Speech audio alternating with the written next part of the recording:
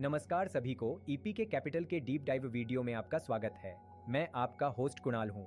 इस श्रृंखला में हम हर दिन एक कंपनी का विश्लेषण और जांच करते हैं, उसके अंतिम 10 वर्षों के वित्तीय डेटा, उसके मूलभूत तत्वों और प्रबंधन के आधार पर। तो आप तय कर सकते हैं कि कंपनी एक मजबूत निवेश है या अधिक मूल्यवान है।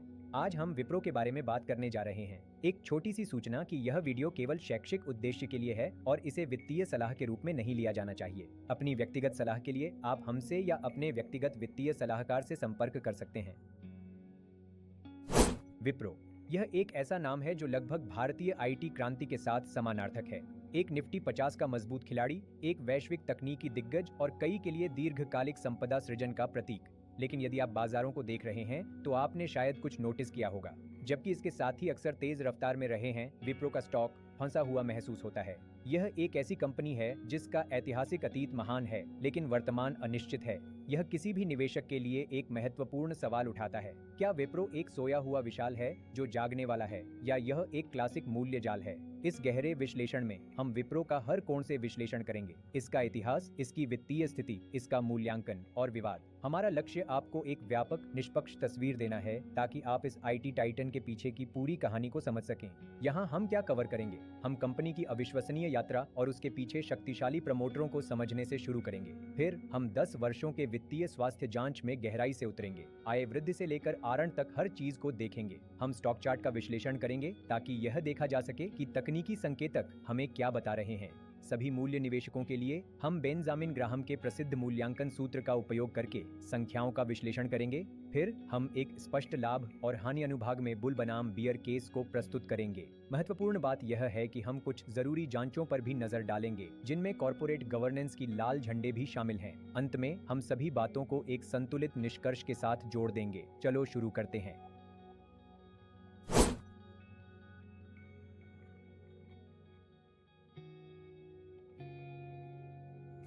विप्रो को आज समझने के लिए इसकी असाधारण परिवर्तन की इतिहास को समझना आवश्यक है। कंपनी की शुरुआत अपने तकनीकी साथियों के बीच अनूठी है। इसे सिलिकॉन वैली के गैरेज में नहीं, बल्कि 1945 में मोहम्मद हाशम प्रेमजी द्वारा western India vegetable products limited के रूप में स्थापित किया गया था, जो सब्जी, घी और परिष्कृत तेलों का निर्माता था। पहला बड़ा मोड़ 1966 में आया। संस्थापक की असमय मृत्यु के बाद उनके 21 वर्षीय पुत्र अजीम प्रेमजी ने नेतृत्व संभाला। 1980 के दशक में जब आईबीएम भारतीय बाजार से बाहर हो रहा था, तब प्रेमजी ने कंपनी को नए उभरते आईटी उद्योग की दिशा में मोड़ा। यह एक साहसी, दूरदर्शी कदम था जिसने आज हम जानते हैं विप्रो की नींव रखी। कंपनी ने कई महत्वपूर्ण मील के पत्थर पार किए, जिनमें इसकी सार्वजनिक सूचीबद्धता और 2000 में न्यूयॉर्क स्टॉक एक्सचेंज में एक ऐतिहासिक लिस्टिंग शामिल है, जिसने इसकी वैश्विक मौजूदगी को मजबूत किया। 2004 तक यह $8 बिलियन की वार्षिक आय का महत्वपूर्ण मील का पत्थर पार कर चुका था। 2012 में एक और महत्वपूर्ण रणनीतिक बदलाव हुआ, जब विप्रो ने अपने गैर आईटी व्यवसायों, जिसमें उपभोक्ता देखभाल, प्रकाश व्यवस्था और अवसंरचना इंजीनियरिंग, को विप्रो एंटरप्राइजेज नामक एक अलग निजी इकाई में विभाजित कर दिया। यह एक जानबूझकर निर्णय था ताकि अपने मुख्य उच्च मार्जिन आईटी सेवाओं के व्यवसाय पर ध्यान केंद्रित किया जा सके।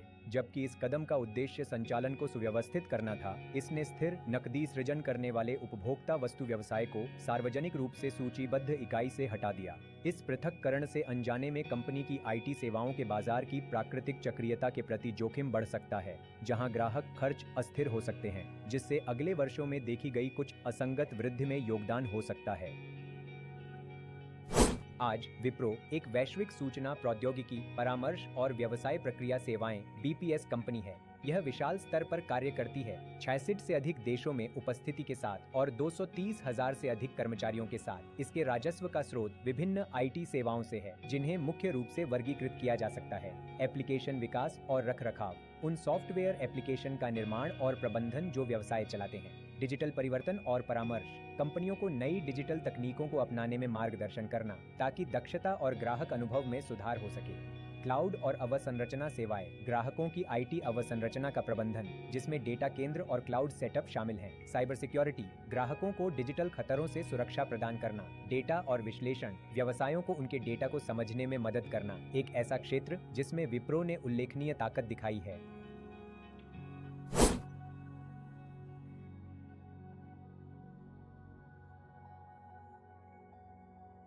विप्रो की कहानी अजीम प्रेमजी की विरासत से अलग नहीं है, जिन्हें अक्सर भारतीय आईटी उद्योग के जौहर कहा जाता है। उनके नेतृत्व ने 4 दशकों में कंपनी को बदला है और उनका प्रभाव गहरा बना हुआ है। प्रेमजी विरासत की एक प्रमुख विशेषता है परोपकार के प्रति अत्यधिक प्रतिबद्धता। अजीम प्रेमजी फाउंडेशन के माध्यम से उन्होंने अपनी संपत्ति का एक बड़ा हिस्सा भारत में सार्वजनिक शिक्षा को सुधारने में लगाया है। विप्रो में प्रमोटर समूह का अधिकांश हिस्सा इन परोपकारी गतिविधियों की ओर निर्देशित है, जो कंपनी की प्रोफाइल में एक अनूठा पर्यावरण, सामाजिक और शासन (ESG) आयाम जोड़ता है।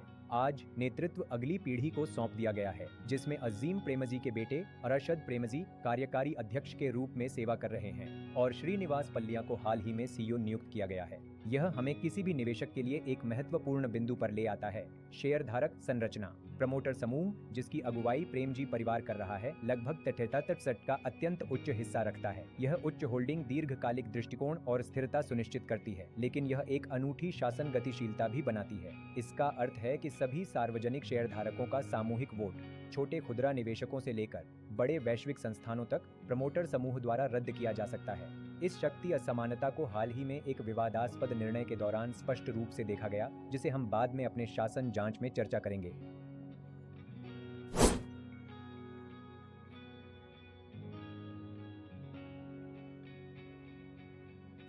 अब चलिए कहानी से आंकड़ों की ओर बढ़ते हैं। वित्तीय प्रदर्शन के अंतिम दशक का अवलोकन एक ऐसी कंपनी को दर्शाता है जिसमें स्पष्ट ताकतें और स्थायी चुनौतियां हैं।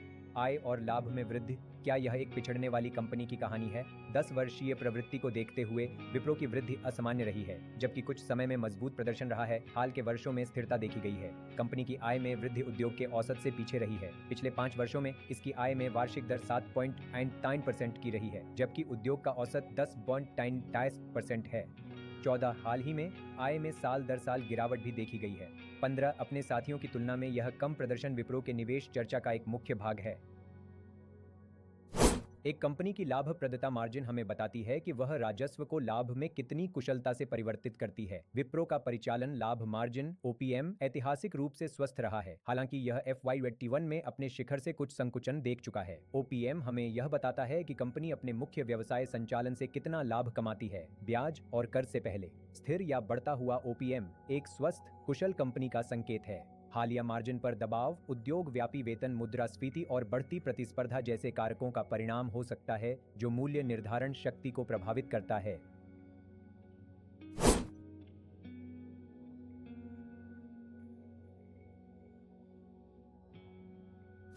यहाँ विप्रो वास्तव में चमकता है। कंपनी का बैलेंस शीट किले जैसी मजबूत है।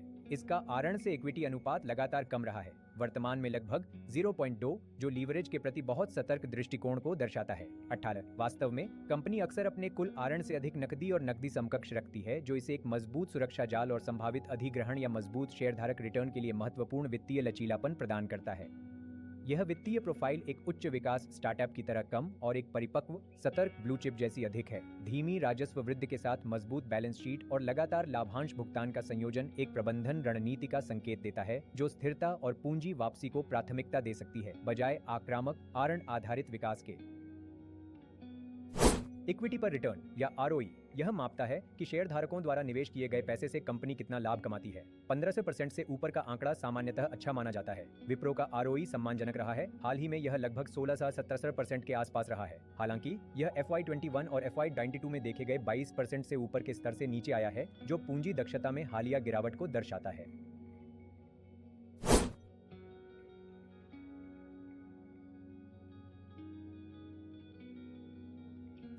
मूल बातें हमें कंपनी के स्वास्थ्य के बारे में बताती हैं, लेकिन तकनीकी विश्लेषण हमें बाजार की भावना और मूल्य प्रवृत्तियों के बारे में बताता है। विप्रो के दीर्घकालिक मूल्य चार्ट को देखने पर एक स्पष्ट कहानी उभरती है। 2020-2021 के IT बूम के दौरान इस स्टॉक ने भारी उछाल देखा और एक ऐतिहासिक उच्च स्तर पर पहुंच गया। हालांकि उसके बाद एक महत्वपूर्ण सुधार और लंबा समेकन और डाउन ट्रेंड का दौर आया, जबकि 5 साल का रिटर्न अभी भी लगभग 74% सकारात्मक है। 1 साल का रिटर्न स्थिर या नकारात्मक रहा है, जो हाल की कम प्रदर्शन को दर्शाता है। यह मूल्य क्रिया पूरी तरह से मौलिक कहानी को दर्शाती है। 2020-21 में उत्साहपूर्ण वृद्धि एक सेक्टर व्यापी घटना थी, लेकिन विप्रो की बाद की असमर्थता उन उच्चताओं को फिर से प्राप्त करने में अपने कुछ साथियों के विपरीत यह दिखाती है कि बाजार कंपनी विशिष्ट चुनौतियों को मूल्यांकित कर रहा है, जैसे धीमी वृद्धि और निष्पादन संबंधी समस्याएं। चार्ट मौलिक कथा पर एक दृश्य निर्णय है।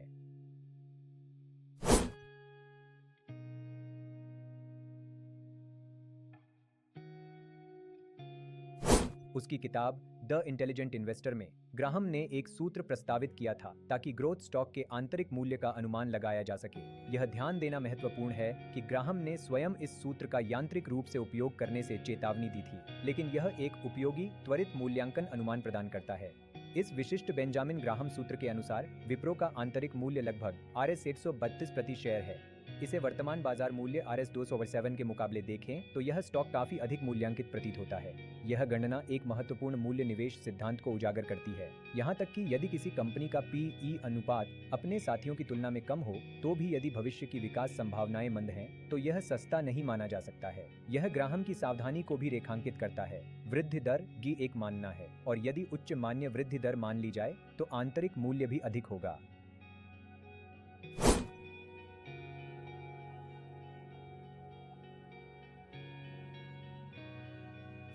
हर निवेश के दो पहलू होते हैं। आइए विप्रो में निवेश के पक्ष और विपक्ष के तर्कों को समझते हैं। बुल केस, आशावाद के कारण। सापेक्ष मूल्यांकन। विप्रो का PE अनुपात लगभग है, जो TCS जैसे साथियों की तुलना में स्पष्ट छूट दर्शाता है, जो करीब 25 पर ट्रेड कर रहा है। इसका मतलब है कि यह अपेक्षाकृत कम मूल्यांकित हो सकता है। मजबूत वित्तीय स्थिति। कंपनी का बैलेंस शीट उसकी ताकत का मुख्य स्रोत है। यह लगभग बिना कर्ज के है और उसकी नकदी स्थिति मजबूत है, जो उच्च स्तर की सुरक्षा और स्थिरता प्रदान करती है। लगातार शेयरधारक लाभांश। विप्रो का शेयरधारकों को नकद वापस करने का विश्वसनीय रिकॉर्ड है, जिसमें लाभांश और बायबैक शामिल हैं, जो आय केंद्रित निवेशकों के लिए आकर्षक बनाता है। पलटाव की संभावना। एक नए CEO की अध्यक्षता में कंपनी उच्च वृद्धि वाले क्षेत्रों जैसे कृत्रिम बुद्धिमत्ता, क्लाउड और परामर्श पर ध्यान केंद्रित कर रही है। हाल ही में मजबूत सौदे जीत, विशेष रूप से डेटा और एनालिटिक्स में आशाजनक संकेत दिखाते हैं और विकास को फिर से शुरू कर सकते हैं। स्थिर प्रमोटर समर्थन। उच्च प्रमोटर स्वामित्व कंपनी की स्थिरता के प्रति दीर्घकालिक दृष्टिकोण और प्रतिबद्धता सुनिश्चित करता है। दी बियर केस। सावधानी के कारण निरंतर कम प्रदर्शन। सबसे महत्वपूर्ण लाल झंडी कंपनी का लगातार अपने साथियों की तुलना में राजस्व और लाभ वृद्धि में पिछड़ना है। अतीत का प्रदर्शन भविष्य के परिणाम का संकेतक नहीं है, लेकिन कम प्रदर्शन का दीर्घकालिक रुझान नजरअंदाज करना मुश्किल है। निष्पादन जोखिम। एक टर्नअराउंड कहानी प्रेरक है, लेकिन इसकी सफलता की गारंटी नहीं है। कंपनी ने पहले निष्पादन चुनौतियों का सामना किया है और बड़े अधिग्रहणों को एकीकृत करने और नई रणनीतियों को लागू करने में जोखिम जुड़े हैं। मार्जिन दबाव।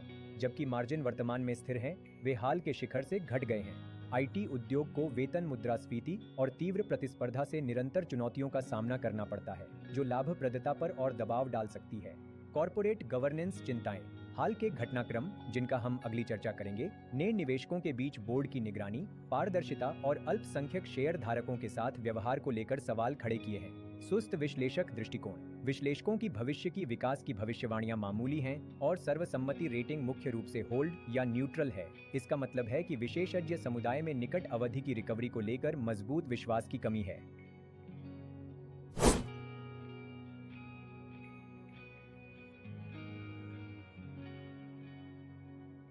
निर्णय लेने से पहले हर निवेशक को कुछ अंतिम जांचें करनी चाहिए। शेयर होल्डिंग पैटर्न का गहरा विश्लेषण। जैसा कि उल्लेख किया गया है, प्रमोटर समूह कंपनी का लगभग 73% हिस्सा रखता है। विदेशी संस्थागत निवेशक FII लगभग 8.2% रखते हैं और घरेलू संस्थागत निवेशक DII, जिसमें म्यूचुअल फंड शामिल हैं, लगभग 7.5% हैं। उच्च प्रमोटर हिस्सेदारी के कारण फ्री फ्लोट, सार्वजनिक ट्रेडिंग के लिए उपलब्ध शेयरों का प्रतिशत अपेक्षाकृत कम होता है। यह कभी-कभी मूल्य में अधिक उतार चढ़ाव का कारण बन सकता है। Corporate governance scan. लाल झंडे कॉर्पोरेट गवर्नेंस निवेश विश्लेषण का एक महत्वपूर्ण, अक्सर अनदेखा किया जाने वाला पहलू है। विप्रो में हाल ही में 2 घटनाएं ध्यान देने योग्य हैं। एक, CEO सेवानिवृत्ति विवाद। 2024 में विप्रो के बोर्ड ने अपने जाने वाले CEO थियरी डेलापोर्ट के लिए Rs 136 करोड़ 430 मिलियन से अधिक का नकद सेवानिवृत्ति पैकेज मंजूर किया। इस निर्णय का भारी विरोध हुआ, जिसमें 78.48% शेयरधारकों ने इसके खिलाफ मतदान किया। इसके बावजूद प्रस्ताव पास हो गया क्योंकि प्रमोटर समूह का 73% हिस्सा समर्थन में था, जिससे अल्पसंख्यक निवेशकों की चिंताएं प्रभावी रूप से निरस्त हो गईं। यह घटना कंपनी के शेयर होल्डिंग ढांचे में शक्ति का असमानता का एक स्पष्ट उदाहरण है। 2, मानहानि का मामला। दिल्ली उच्च न्यायालय ने हाल ही में विप्रो पर एक पूर्व कर्मचारी के चरित्र हनन के लिए जुर्माना लगाया। अदालत ने पाया कि कंपनी ने कर्मचारी की समाप्ति पत्र में बिना पुष्टि किए गए और हानिकारक टिप्पणियां शामिल की थीं, जिससे उसकी पेशेवर प्रतिष्ठा को नुकसान पहुंचा। यह घटना, जबकि वित्तीय पैमाने पर छोटी है, कंपनी की संस्कृति और संभावित कानूनी जोखिमों के बारे में सवाल उठाती है। मामूली विकास की भविष्यवाणियों और इन शासन संबंधी मुद्दों का संयोजन निवेशक भावना के लिए एक महत्वपूर्ण बाधा उत्पन्न करता है। किसी स्टॉक की कीमत केवल उसकी आय पर ही निर्भर नहीं करती, बल्कि उस मूल्यांकन गुणक पर भी निर्भर करती है जिसे बाजार भुगतान करने को तैयार है। शासन संबंधी चिंताएं इस गुणक को दबा सकती हैं। इसका अर्थ है कि भले ही विप्रो अपने विकास लक्ष्यों को प्राप्त कर ले, स्टॉक की कीमत तब तक सीमित रह सकती है जब तक कि यह बेहतर प्रदर्शन और अल्पसंख्यक शेयरधारकों के हितों के प्रति मजबूत प्रतिबद्धता न दिखाए।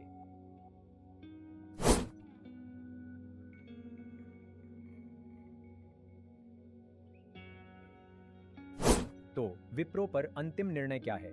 एक और आपके पास एक ऐसी कंपनी है जिसकी एक समृद्ध विरासत है, जिसका बैलेंस शीट मजबूत है और लगभग कोई आरण नहीं है, और जिसकी मूल्यांकन उसके उच्च उड़ान भरने वाले साथियों की तुलना में आकर्षक दिखती है। यह एक स्थिर लाभांश देने वाली कंपनी है जिसे स्थिर दीर्घकालिक प्रमोटर का समर्थन प्राप्त है। दूसरी ओर यह एक ऐसी कंपनी है जिसने वर्षों से असंगत विकास के साथ संघर्ष किया है और अपने मूल्यांकन के मुकाबले पिछड़ रही है।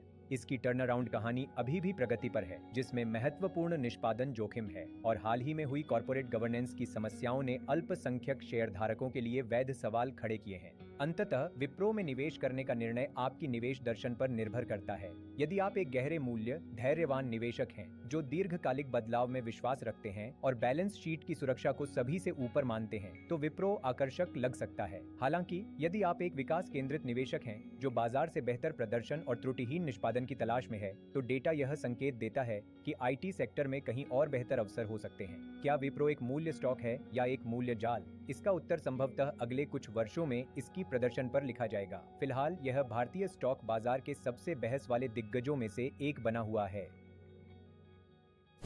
अस्वीकरण: यह वीडियो केवल शैक्षिक और जानकारीपूर्ण उद्देश्यों के लिए है। प्रस्तुतकर्ता सेबी पंजीकृत वित्तीय सलाहकार नहीं है। इस वीडियो की सामग्री निवेश सलाह का उद्देश्य नहीं रखती। कृपया अपना स्वयं का शोध करें और किसी योग्य वित्तीय सलाहकार से परामर्श करें इससे पहले कि आप कोई निवेश निर्णय लें। स्टॉक मार्केट में निवेश जोखिमपूर्ण है, जिसमें मूलधन का नुकसान भी शामिल है। हमें उम्मीद है कि यह वीडियो जानकारीपूर्ण था। यदि आपको ऐसा लगता है तो कृपया वीडियो को लाइक करें और शेयर करें। साथ ही ऐसी शानदार दैनिक सामग्री के लिए हमारे चैनल को सब्सक्राइब करें। अधिक जानकारी या अपने व्यक्तिगत वित्तीय सलाह के लिए कृपया विवरण में दिए गए संपर्क विवरण से हमसे जुड़े। मैं आपको अगले वीडियो में मिलूंगा। देखने के लिए धन्यवाद।